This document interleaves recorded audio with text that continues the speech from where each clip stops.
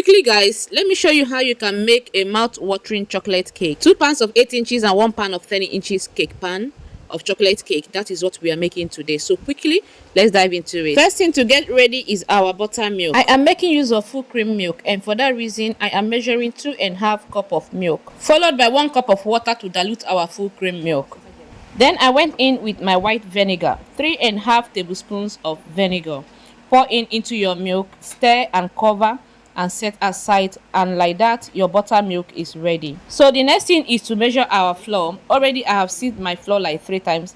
I always make sure that I sieve up to 3 times to be sure that my flour is totally free from dirt. For the 3 pounds of cake we are making today, I am measuring 1.1 kg of flour.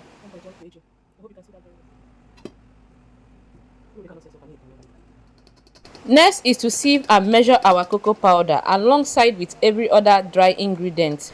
For our cocoa powder, what we need is 175 grams. Once you measure every of your dry ingredients, you add them all together into your flour. So I pour in my cocoa powder right now, and the next thing we are going to measure is our sugar.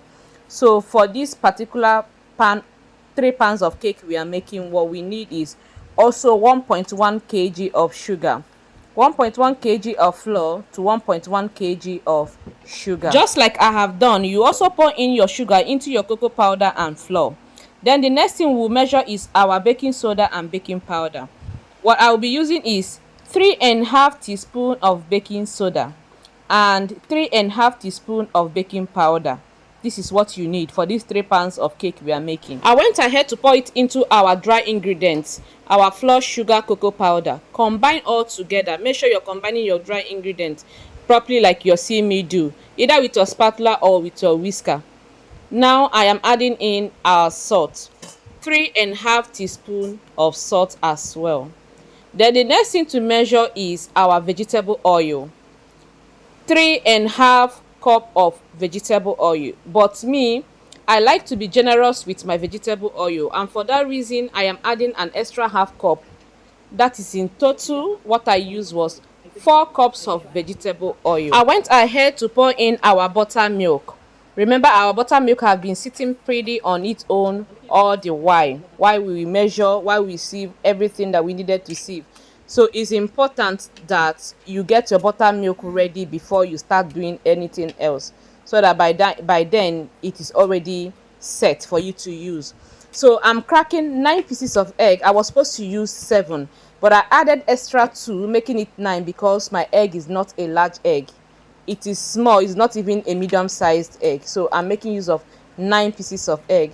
You crack in your egg into your vegetable oil, buttermilk, your egg in mixture of all together. That means your liquid goes in hand and your dry ingredients go in hand. Please take note, before you pour in your liquid into your dry mixture, make sure that you whisk it a little. I totally forgot to capture the moment where I whisked my a little, just a little, to combine your vegetable oil, buttermilk and your egg together. Then before you can now pour it into your dry mixture like I have done. For flavor, I used milk and butterscotch flavor, which I added earlier into our liquid mixture, even before pouring it into our dry mixture. The next thing now to do is to get our hot water. Remember, I put hot water already on fire even before I poured in my liquid into my dry ingredients, into my dry mixture. Hot water was already sitting on fire. So I'm going to be making use of 3.5 cup of hot water to 3 sachets of Nescafe. You know, the normal bitter Nescafe, the long tiny ones. Yes, 3 sachets of it to 3.5 cup of hot water. Now this hot water should boil.